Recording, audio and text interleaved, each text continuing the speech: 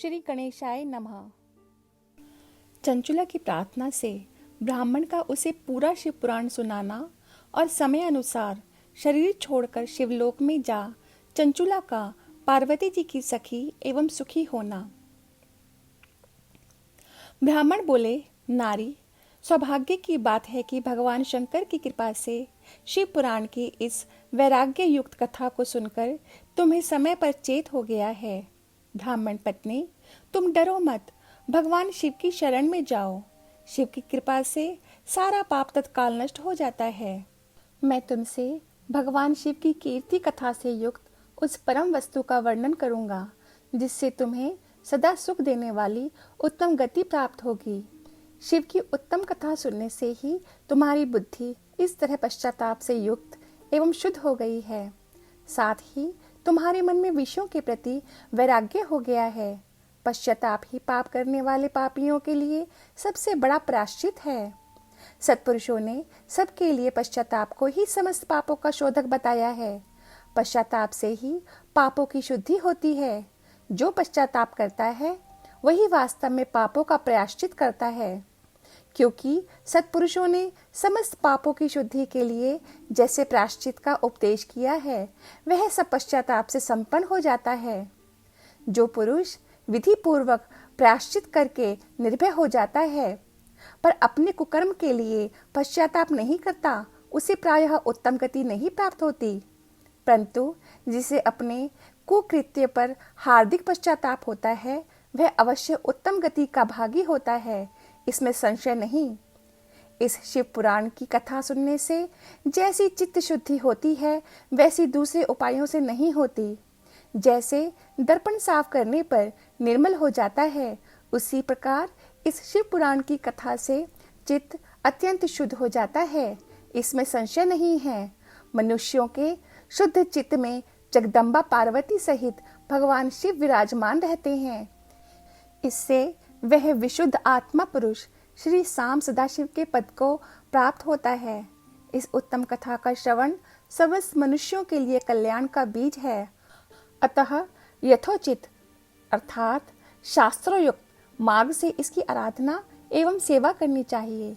यह भवबंधन रूपी रोग का नाश करने वाली है।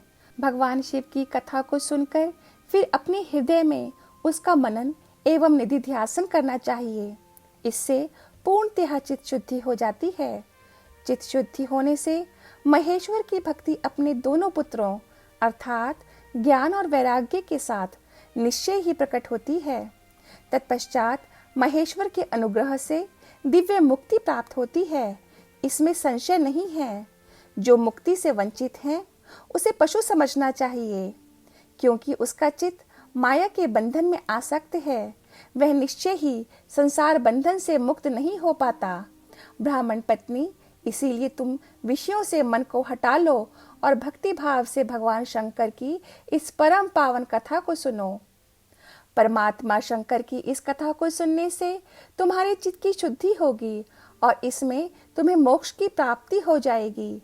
जो निर्मल चित्त से भगवान शिव के चरणार बिंदुओं का चिंतन करता है उसकी एक ही जन्म में मुक्ति हो जाती है। यह मैं तुमसे सत्य सत्य कहता हूँ। सूत जी कहते हैं, शौनक, इतना कहकर वे श्रेष्ठ शिव भक्त ब्राह्मण चुप हो गए। उनका हृदय करुणा से आर्द्र हो गया था। वे शुद्ध चित्त महात्मा भगवान शिव के ध्यान में मग्न हो गए। तदंतर बिंदु की पत्नी चंचुला मन ही मन प्रसन्न हो उठी। ब्राह्मण का उक्त उपदेश सुनकर उसके नेत्रों में आनंद के आंसू छलक आए थे। वह ब्राह्मण पत्नी चंचुला हर्ष भरे हृदय से उन श्रेष्ठ ब्राह्मण के दोनों चरणों में गिर पड़ी और हाथ जोड़कर बोली, मैं कृतार्थ हो गई। तत्पश्चात उठकर वैराग्य युक्त उत्तम बुद्धि वाली वह स्त्री जो अपने पापों के कारण आतंकित थी, उन महान शिव भक्त ब्राह्मण से हाथ जोड़कर गदगद वाणी में बोली। चंचुला ने कहा, ब्राह्मण, शिव भक्तों में श्रेष्ठ स्वामीन, आप धन्य हैं, परमार्थदर्शी हैं और सदा परोपकार में लगे रहते हैं। इसीलिए श्रेष्ठ साधु पुरुषों में प्रशंसा के योग्य हैं। साधो, मैं नरक में समुद्र में गिर रही हूँ, आप मेरा उद्धार कीजिए, उद्धार कीजिए। पौराणिक अर्थ तत्व से संपन्न जिस सुंदर शिव पुराण की कथा को सुनकर मेरे मन में संपूर्ण विषयों से वैराग्य उत्पन्न हो गया, उसी इस शिव पुराण को सुनने के लिए इस समय मेरे मन में बड़ी श्रद्धा हो रही है। सूत जी कहते हैं, ऐसा कहकर हाथ जोड़ उनका अनुग्रह पाकर चंचुला उस शिव पुराण की कथा को सुनने की इच्छा मन में लिए उन ब्राह्मण देवता की सेवा में तत्पर वहां रहने लगी। तदंतर शिव भक्तों में श्रेष्ठ और शुद्ध बुद्धि वाले उन ब्राह्मण देव ने उसी स्थान पर उस स्त्री को शिव पुराण की उत्तम कथा सुनाई। इस प्रकार उस गोकर्ण नामक महाक्षेत्र में उन्हीं श्रेष्ठ ब्राह्मण से उसने शिव पुराण की वह परम उत्तम कथा सुनी, जो भक्ति, ज्ञान और वैराग्य को बढ़ाने वाली तथा मुक्ति देने वाली है। उस परम उत्तम कथा को सुनकर वह ब्राह्मण पत्नी अत्यंत कृतार्थ हो गई। उसका चित्त शीघ्र ही शुद्ध हो गया। फिर भगवान शिव के अनुग्रह से उसके हृदय में शिव के सगुण रूप का चिंतन होने लगा। इस प्रकार उसने भगवान शिव में लगी रहने वाली उत्तम बुद्धि पाकर शिव के सच्चिदानंदमय स्वरूप का बारंबार चिंतन आरंभ किया।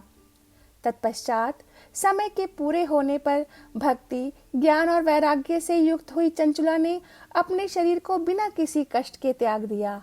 इतने में ही त्रिपुर शत्रु भगवान शिव का भेजा हुआ एक दिव्य विमान द्रुत गति से वहां पहुंचा, जो उनके अपने गणों से संयुक्त और भांति भांति के शोभा साधनों से संपन्न था। चंचुला उस विमान पर आरूढ़ हुई और भगवान शिव के श्रेष्ठ पार्षदों ने उसे तत्काल शिवपुरी में पहुंचा दिया। उसके सारे मल धुल गए थे। वह दिव्य रूप धारिणी दिव्यांगना हो गई थी। उसके दिव्य अवयव उसकी शोभा बढ़ाते थे। मस्तक पर अर्धचंद्र का मुकुट धारण किए वह गौरांगी देवी शोभाशाली दिव्य आभूषणों से विभूषित थी। शिवपुरी में पहुंचकर उसने सनातन देवता त्रिनेत्रधारी महादेव जी को देखा। सभी मुख्य देवता उनकी सेवा में खड़े थे। गणेश, भृंगी, नंदीश्वर तथा वीरभद्रेश्वर आदि उनकी सेवा में उत्तम भक्ति भाव से उपस्थित थे। उनकी अंगकांति करोड़ों सूर्य के समान प्रकाशित हो रही थी। कंठ में नील चिन्ह शोभा पाता था। 5 मुख और प्रत्येक मुख में 3-3 नेत्र थे। मस्तक पर अर्धचंद्रकार मुकुट शोभा देता था। उन्होंने अपने वामंग भाग में गौरी देवी को बिठा रखा था, जो विद्युत पुंज के समान प्रकाशित थी। गौरीपति महादेव जी की कांति कपूर के समान गौर थी। उनका सारा शरीर श्वेत भस्म से भासित था। शरीर पर श्वेत वस्त्र शोभा पा रहे थे। इस प्रकार परम उज्जवल भगवान शंकर का दर्शन करके वह ब्राह्मण पत्नी चंचुला बहुत प्रसन्न हुई। अत्यंत प्रीति युक्त होकर उसने बड़ी उतावली के साथ भगवान को बारंबार प्रणाम किया।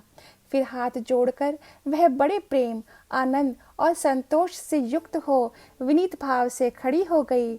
उसके नेत्रों से आनंद अश्रुओं की अविरल धारा बहने लगी तथा संपूर्ण शरीर में रोमांच हो गया। उस समय भगवती पार्वती और भगवान शंकर ने उसे बड़ी करुणा के साथ अपने पास बुलाया और सौम्य दृष्टि से उसकी ओर देखा। पार्वती जी ने तो दिव्य रूप धारणी बिंदुक प्रिया चंचुला को प्रेम पूर्वक अपनी सखी बना लिया। वह उस परमानंद घन ज्योति स्वरूप सनातन धाम में अविचल निवास पाकर दिव्य सौख्य से संपन्न हो अक्षय सुख का अनुभव करने लगी। 4था अध्याय समाप्त। जय गुरु जी, जय शिव शंकर।